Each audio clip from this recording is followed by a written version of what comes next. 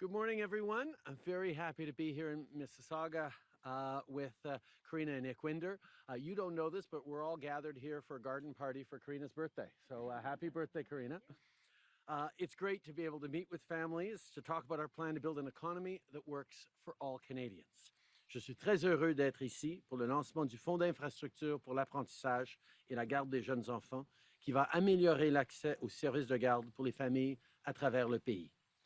Il y a 2 ans, notre gouvernement a décidé de faire des investissements historiques pour offrir aux familles de tout le pays un accès à des services de garde à 10 par jour. 6 provinces and territories have already reached the $10 a day target, and fees everywhere else have come down by an average of at least 50%. This means families are now saving hundreds, if not thousands, of dollars a month. This is not just about making life more affordable, it's also about growing our economy. Over the past few years, largely because of our investments in childcare, the rate of women with children under 6 joining the workforce has skyrocketed. Studies show that for every dollar invested in early childhood education, the broader economy receives between $1.50 and almost $3 in return. So yes, childcare is social policy, but it's also economic policy. And today, we're here to announce that we'll continue investing in our economy, in families, and in educators. On est en train de mettre en place le premier système de garde d'enfants à l'échelle du Canada et on sait que l'infrastructure est un élément essentiel. We need more childcare spaces so more families can benefit from affordable, high-quality childcare. So today, we're launching the Early Learning and Childcare Infrastructure Fund. This is a $625 million investment over 4 years that will help early learning and childcare providers renovate, retrofit, and build new not-for-profit and public childcare facilities. Childcare providers and educators are at the forefront of building a Canada-wide system, including delivering on our $10 a day commitment. So I want to thank them for all of their work as we continue to recognize and support their efforts here in Ontario and right across the country. We're focused on delivering results for Canadians, and that must include better access to childcare for families. You see, confident countries invest in themselves and in their future. That is our government's vision. We're facing a lot of challenges right now, but the answer is not to stop investing in Canadians. Pierre Poilievre keeps saying that everything is broken, and his only idea for the future is to cut supports and programs that people rely on.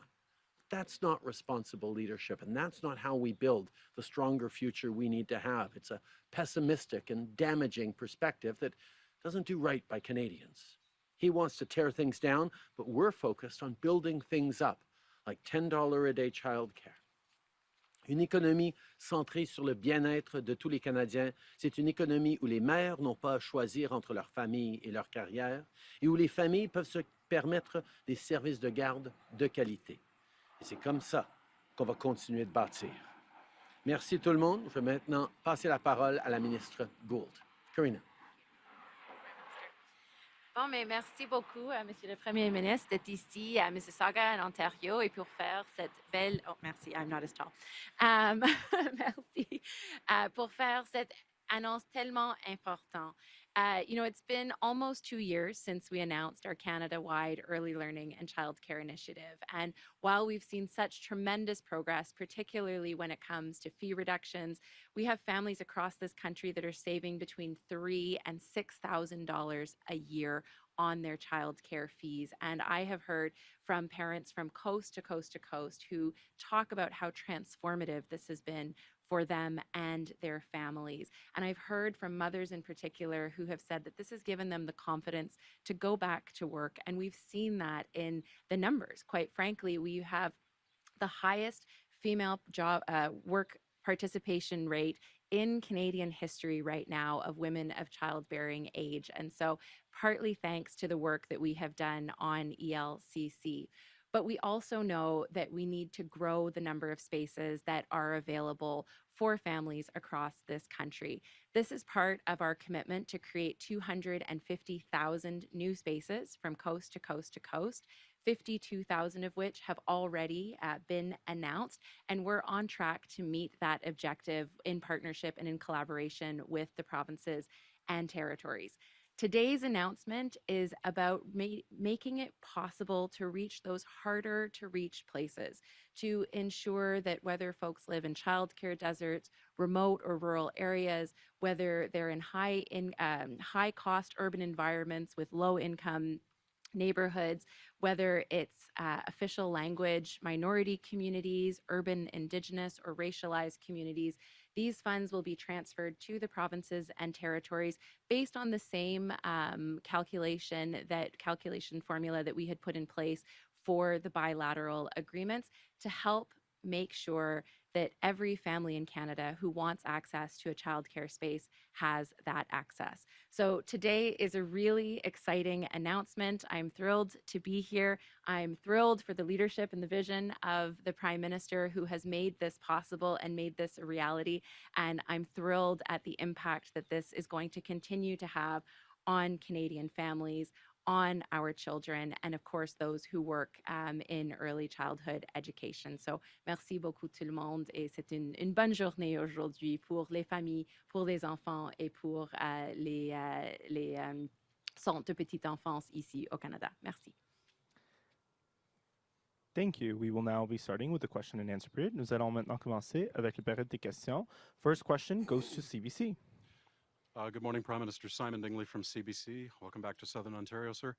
How worried are you that one company may soon own the majority of English language newspapers in Canada? And is this something you might object to? We're seeing the report. We understand how challenging situation is for journalism right now with the increase in revenue going to internet giants and challenges facing professional independent journalists right across the country. We've been very engaged as a country and as a government in supporting the kind of journalism that is broad and professional, representing a range of perspectives, but also providing that foundation to democratic discourse. I know that that this is a proposal that is being carefully looked at and analyzed. I know the Competition Bureau and others are going to be taking looks at it because this is a significant step. I won't comment on it right now, but I will say we need to continue to make sure we are supporting the ability of Canadians to get local news, to get quality journalism, to keep them informed about how our country is doing and where we're going altogether. J'ai la même question en français sur le Toronto Star et Postmedia, s'il vous plaît. En tant que gouvernement, nous avons toujours démontré que nous comprenons à quel point c'est important d'avoir des voix médiatiques fortes et indépendantes, des journalistes qui font le travail de mettre au défi ceux dans des positions de pouvoir et de clarifier et de mettre au clair les défis devant nous, mais les solutions aussi. Ce gouvernement va continuer d'être là pour appuyer les journalistes dans leur travail important d'une grande diversité de perspectives. Cette proposition, on est en train de regarder attentivement. On va suivre ce processus.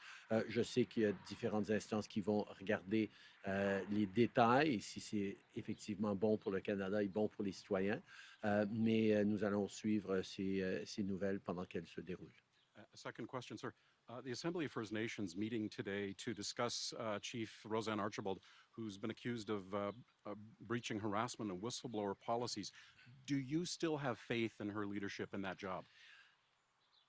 One of the colonial principles that it is so important for governments to do away with is the idea that we should have opinions or even public positioning on how Indigenous communities, First Nations people choose to govern themselves. Our responsibility is to be there as partners in the path forward, and I can assure you that this government will always be there to work with the Assembly of First Nations and their leadership, regardless of what various positions or who wins or who does what within that leadership. La même question en français, s'il vous plaît. Le principe de notre gouvernement est de travailler avec l'Assemblée des Premières Nations, avec les organismes de Premières Nations et les institutions et le leadership autochtone à travers le pays. Ce n'est pas pour nous d'avoir du positionnement sur qui devrait être en position de pouvoir. C'est aux communautés eux-mêmes de décider et c'est pour ça qu'on va être là pour travailler avec quiconque est en leadership de l'Assemblée des Premières Nations. Prochaine question. Bonjour, Monsieur le Premier ministre, Sarah Tomlinson de Radio-Canada. Où en sont rendues les discussions avec les partis d'opposition au sujet d'une commission d'enquête publique sur l'ingérence étrangère? Les conversations continuent de progresser. Nous savons que c'est important de démontrer aux Canadiens que tout est en train d'être fait et a été fait pour protéger les élections en 2019, en 2021 et qui peuvent savoir que tout va continuer d'être fait. C'est pour ça qu'on travaille avec les partis d'opposition sur des propositions qui devraient être acceptables à tous les partis. On a vu malheureusement le niveau de toxicité, de partisanerie qui a entouré le dernier processus qu'on a mis sur place et les attaques personnelles contre M. Johnston. On veut éviter ça. C'est pour ça qu'on est en train de proposer une approche et on veut avoir la participation et l'acquiescence et l'approbation des autres partis avant de lancer quoi que ce soit pour s'assurer que ce ne sera pas victime, encore une fois, en tant que processus, de jeux partisans ou toxiques. La même réponse en anglais. I think it's really important that Canadians can have confidence in the mechanisms and the institutions we have to fight foreign interference. Those mechanisms that came to the conclusion that our 2019 and 2021 election integrity held, that those, despite attempts by foreign interference that is ongoing in all of our institutions, including democratic and private businesses, what did not impact the outcome of the 2019 and 2021 elections. But we also saw, through the mechanisms we put forward over the past months, that opposition parties played terrible partisan and toxic games with a process that was independent and serious in its approach. So as we put forward proposals to the other parties on how we can move forward to restore Canadians' confidence in our abilities to fight foreign interference, we will ensure before we launch any next process that there is full buy-in by the other parties on how it'll be done and who will do it, because we do not want to see someone of the integrity of David Johnston in future people we might choose to do this work attacked by the same partisan toxicity that unfortunately we saw on display over the past months. Une deuxième question. Comment vont les négociations avec Meta et Google sur les redevances aux entreprises de presse? Quel genre de soutien est-ce que le gouvernement est prêt à offrir aux médias pour assurer leur survie? Comme j'ai dit, on a besoin, dans une démocratie, d'avoir des journalistes et du journalisme rigoureux et indépendant qui donne confiance aux Canadiens et aux citoyens que tout est en train d'être examiné et mis au défi à chaque jour. On a besoin de nouvelles locales pour les Canadiens, pour raconter leurs histoires, pour leur informer sur ce qui se passe dans le monde autour d'eux. Et depuis des années, on voit le déclin du journalisme avec la montée des géants du web. Maintenant, on est dans une situation où Facebook refusent de payer leur juste part pour s'assurer que le journalisme et la démocratie continuent à bien fonctionner au pays. Et c'est extrêmement désolant de voir, particulièrement parce qu'il n'y a aucune règle actuellement qui est en place pour Meta ou pour les géants du web. On est en train de parler avec eux de quel règlement on pourrait installer dans les mois à venir, mais ils ont réagi de façon assez irresponsable pour dire non, on ne veut même pas en parler, on bloque l'accès aux nouvelles locales pour les Canadiens. Je peux souligner qu'avec Google, on continue d'avoir de bonnes conversations. On veut s'assurer que les Canadiens, évidemment, puissent avoir accès à des nouvelles locales, puissent avoir accès à l'information nécessaire à notre démocratie, mais aussi que les géants du web soient là pour payer leur juste part pour que les journalistes puissent continuer de faire leur bon travail. Um, it is extremely disappointing to see that Facebook continues to refuse to accept its responsibility towards our democracies by refusing to pay the fair share for Canadians to get local news and independent, rigorous journalistic content. Their decision to walk away rather than engage constructively is disappointing, but we are very much there to continue and to have conversations with them about how to make sure we're both supporting journalists and ensuring that Canadians can continue to function online in free and open ways. I will say that the conversations with Google are ongoing. It is important that we find a way to ensure that Canadians can continue to access content in all sorts of different ways, but that also we protect rigorous, independent journalism that has a foundational role in our democracies, in holding authorities to account and keeping citizens informed about what's going on in their local communities and around the world. We know democracy only works with a strong, independent, diverse media, and we will continue standing up for that. Next question. Good morning, Prime Minister. Laura Stone, Globe and Mail. I wanted to ask about Olivia Chow's win in Toronto. We now have an NDP-linked mayor. We have a Liberal government, obviously, and a PC provincial government. How do all these levels of government with different visions on everything from climate change to bike lanes to the pace of housing, strong mayor powers, they all differ so much. How are these levels going to work together to actually achieve anything in Toronto? I think over the years I demonstrated that on areas in which we agree, creating jobs, growing the economy for the future, I've been able to work very closely with Premier Ford, despite differences of political parties. In regards to Mayor Chow, I can say I'm really excited to have a strong progressive as Mayor of Toronto. And I know she'll be a real partner on a lot of things that we agree on. Whether it's standing up for minorities and fundamental freedoms, whether it's women's rights or 2S LGBTQI+ rights, whether it's moving forward on investing massively in housing, in accelerating the processes so that we can solve the very real challenges so many people in the GTA and indeed around the country are facing on housing. The federal government has some tools that we're deploying, but it is best for us to work in partnership with municipalities and the provinces to deliver on housing. And I know that's an area that Premier Ford has talked about doing more in, and certainly in my congratulatory call to Mayor Chow last night, I was very, very much emphasizing the work we can do on housing, but also on transit, on mental health, on so many things that matter very much to the people of Toronto. There's lots to do. There'll be lots of robust conversations across orders of government, but having a strong progressive partner for Canada's greatest and or biggest city, anyway, still in Montreal, Canada's biggest city, is a good thing.